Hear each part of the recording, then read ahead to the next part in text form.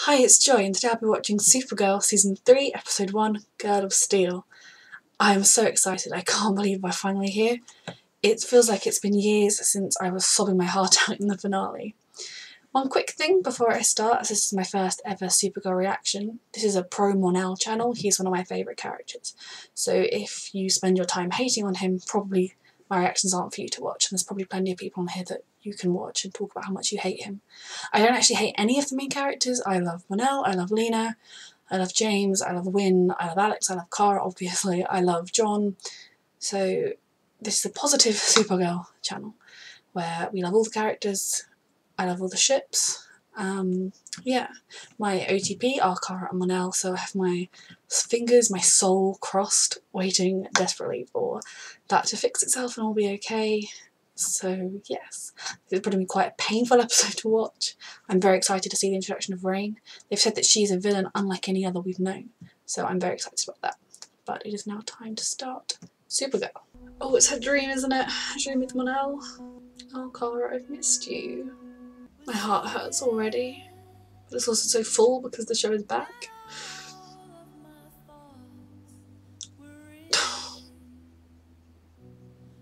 Oh god, I miss them so much.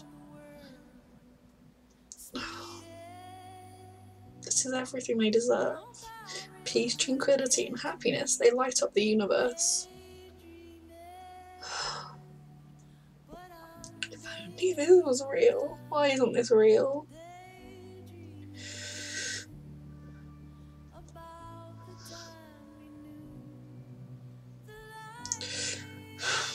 Pause the show, everything's fine, end the Supergirl watch forever, right? Is she going to interpret this dream as choosing between her life as Kara Danvers and her life as Kara Zor-El and Supergirl? So there's a lot of people I saw whining and complaining, as always, that Kara acting sad and depressed because Mon-El left and, you know, wanted to stop being Kara Danvers was out of character, but this is a girl who lost her homeworld, her parents. She then lost her father figure, she then lost her aunt. You know, her entire life is just losing things and losing things and losing things. And so when she has something as special as what she had with Mon-El, because even if you hate their ship, you can't deny that they made each other glow with happiness. They were so in love and so happy and hopeful and optimistic. When that, again, something else like that is ripped away, of course Kara's going to struggle. It kills me. I wish that I could take it all away from her, make her just happy and have nothing wrong in her life, but of course she's going to struggle. These bad guys picked the wrong day to be bad guys. Hello, Alex. Maggie. Oh dear. Yes, Kara, save the day. My hero. I love her so much. Someone should pick that guy up though before he like runs away. Anyone? She's cold, isn't she? She's not smiley and warm and you're okay now. She's just, yeah, done my mission. Mission complete. I'm off. And it hurts. And of course she's feeling like this. She's lost so much.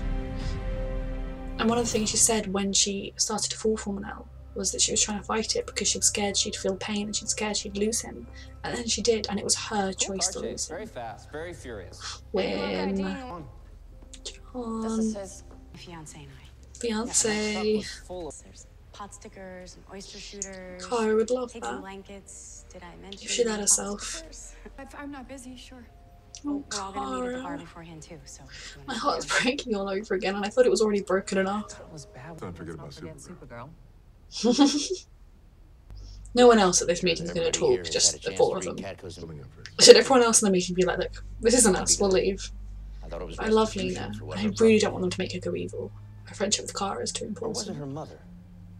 And her own struggle against Or was it the Lena? evil of her family Seeing as how is she's too the one who brought important. the I love that she's the press secretary. It's so obviously Kara. I know in this show you just hide the fact that you can tell it's obviously Kara, but Kara walks into the office and there's a picture of Kara right there. Supergirl's been too busy to have a one-on-one conversation about the invasion. Kara, you're not too busy to have a one-on-one conversation with I'll do my yourself. best. I'm buying Catco. Oh dear. My heart hurts. We're not the ones who lost someone. I think patience is the least we can offer. It's like, because definitely see the argument for patience, but like doing a little trying and just testing to see if she's ready to talk or to be given help is important. I really miss Mon-El, like his presence. I love all these guys. Kara, I love you. Makes you you. I mean, you probably shouldn't have used the emergency beacon because that's like panic levels. Maybe being a reporter isn't a good idea. Kara. She didn't put it in writing or anything, so he can just ignore it later on. It's fine, please. Of course they're working together. He's worried about you. I'm extremely worried about you. Since Me when too. do you quit? Tara Danvers sucks right now. It's Supergirl is great. I sent him away, and for all I know, he's... What? Doesn't matter. It hurts. You're not letting. Kara. See, Mon-El is Kara obviously a Danvers huge factor, but everything else is she my does. favorite person. She Mine saved too. me more times than Supergirl ever could, so just think about that while you're trying to get rid of her. Yes. Listen to Alex, please. I mean, I know Kara doesn't really fully mean everything she's saying. It's a defense. It's hiding herself from the full extent of her pain. Maggie, this is 100% not the place to talk about this. I want to. Ma'am, get off the comms. What did you think having that conversation on the comms? Here comes Rain and her daughter. Is she different from other villains because she starts off as just a normal, good, kind of person who slowly becomes evil? There you are. I am so honored to be able to present this statue of our hometown She hero. smiled. She actually smiled. Came here. She has been an inspiration to me. She's been a mentor and, most importantly, she's been a friend. She's smiling. Yes, Kara. Yes. Oh gosh. Detonated. Kara. So her daughter, is she half Kryptonian? Or whatever race? She's gonna have to lift it off her. You can do it. You're gonna be a villain, but for now I support you. Come on, Kara. Kara.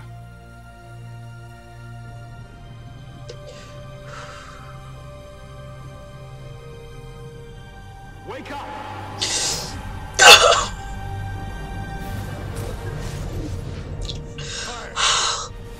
Breathing is struggling. Help.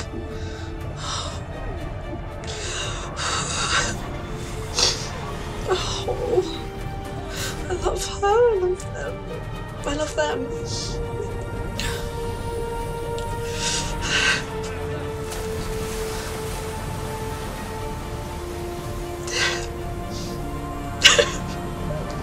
There's so much of it right now. So much. The music and just breathtaking.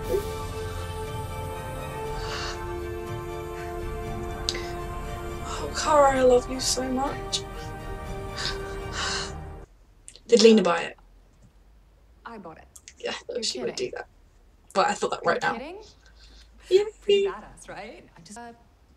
You I need to actually go quit. back. Okay, you're coming and being smiley and friendly with Well, Lena. then, I didn't You quit. can be I smiley and friendly can't with do this everyone without else. you. How often do you get to work with your best friend? I love You're them. more of a lunatic than your brother is. Excuse me? Handle this. Kara, I love her so much. Never had all of your attention. I couldn't care less. They're gonna destroy him in the end. He'll cause them pain. Miss Luther. It's so obvious Kara's Supergirl. I'm actually really intrigued if Lena does know. There's a lot of clues that she could have just figured it out.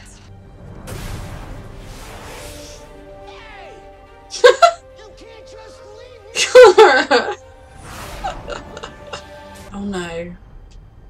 What did he do? What did he dislodge? Is that Rain's old pod?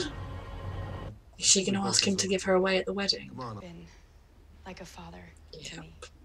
I choose you to be my family. And I want you to walk me down that aisle. So beautiful. So much. Found families are everything. Don't cry. Oh my You God. cry. I'm gonna cry. And then everybody here is gonna know that we actually can cry. That we can cry. Alex. I might cry too. Happy emotions, finally. Happy emotions. Oh, pain is back. Pain is back. No, no, no, no, no.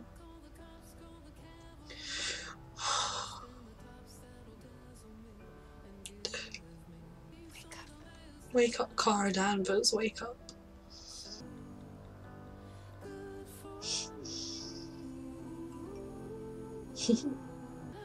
And she's gonna go to them.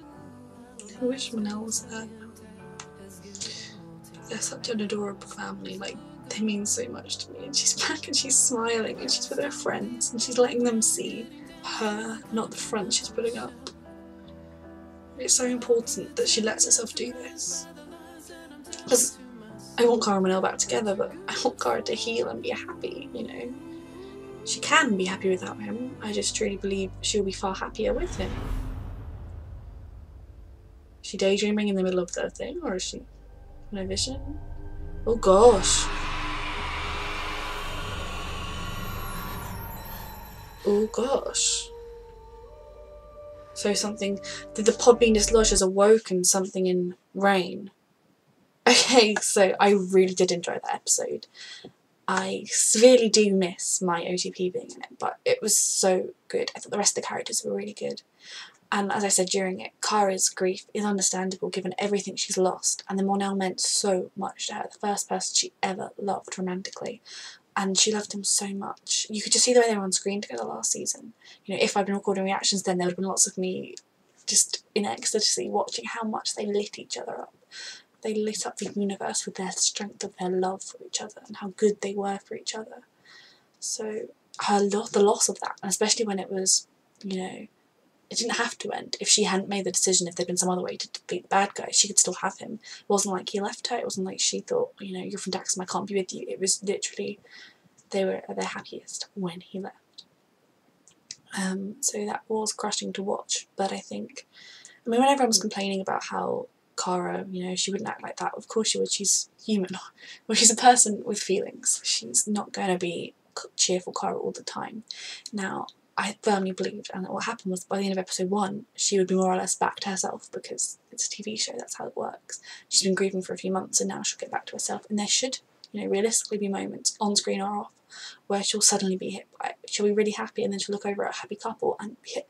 She'll see someone she thinks has went out and be hit. You know, that happens. It's grief. Grief doesn't just quickly go over with. So I'd like it if the show did show us that grief hasn't completely gone away, but at the same time, she can not grieve if that's what she wants to do. She can find her help because it's healthy. You know, she and Mon-El, they had a healthy relationship, that they, you know, you can be happy without that person. You just might not be as happy or happy in a different way. What else did I love this episode? I liked that Sam was talked, that Alex, you know, opened up about why she was acting the way she was acting, that she didn't just freeze Maggie out. I think I've heard rumours that Maggie's not going to be in it for the whole season or something, and I'm not going to get into it, but there are a lot of issues with the actress who plays Maggie. So with that being said, in the sense, I'd kind of like them to break up happily, like them be, you know, a happy breakup, neither one of them dead, and Maggie move away or something, and then eventually give Alex, or by this season, a love interest played by a better actress. Well, not bad acting, you know what I mean. But no, they were really good this scene. Alex's speech about Cara Danvers being her favourite person in the world was really emotional.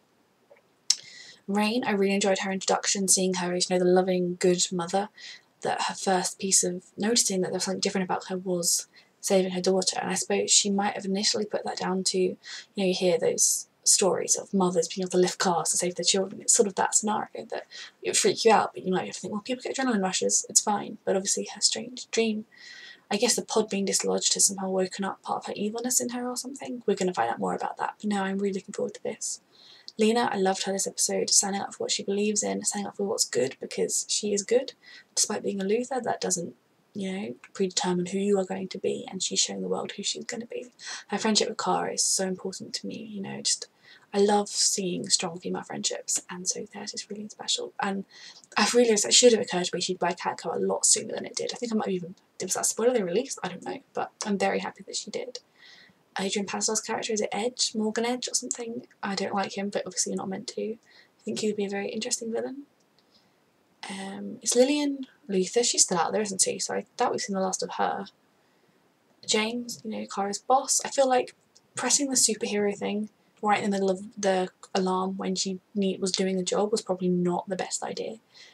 you know, if you want to be her boss, you phone her or you leave her a voicemail or a text in which you say, I'm James, you know, you must get this done ASAP, it's your job. The superhero thing, you know, she panics on that her friends were being attacked, I think was a little harsh, but I 100% get what drove him to do it. Carl needed that push. She needed them this episode to really, you know, stop just letting her be like that, because it was only hurting her more in the long run. She was pushing everyone away and she wasn't letting herself heal. Part of healing is feeling, and whether that's looking at pictures and feeling sad, but then you also let yourself remember the good times and remember how happy you were with that person, especially when, you know, it wasn't like it had a sour ending, it had a perfectly beautiful ending, just tragically beautiful. When she was in the water, I was thinking, oh, is she going to go unconscious and see a vision of her mother or something? And then when it was just a flash of Mon-El saying, wake up, I was kind of, I wasn't expecting it to be that, and it, oh my god, straight through my soul, through my heart, just wake up. And it was wake up not just in that moment, but wake up, be yourself, you know, snap out of this, wake up. And that's so important to me, that Mon-El is the person that she turns to in that moment. And oh gosh, I'm just a wreck about those two. They are just so perfect for each other. Alex asking John to be her, to give her away, is just, it's perfect. I mean, who else would she ask? It's 100% the right choice in my opinion, but it was really beautiful, and his reaction was just so lovely, because he is a father to her, he is a father to Kara in a way, and he has lost his children, so sort of, that is just such an important concept. They are such an important unit, and the whole team is a found family. And that's also what I'm missing with Mon-El. It's not just missing Mon-El and Kara, it's missing the growth of Mon-El and Win, Mon-El and Alex, Mon-El being part of the team and part of the family, because, you know, he had a pretty crap family growing up, and he now had a really good, strong, loving and supporting family, that I do miss him having that. I'm not going to go on about Mon-El every episode, I promise, it's just it's the first one back, the first one without him. And he's one of my favourite characters. It was a very good episode, very emotional, very hard-hitting. I think if I hadn't just been at work, literally come home and press play, and I had more energy, I probably would have been stopping, but I'm like, I need to go and have a nap or something, no, I need to go.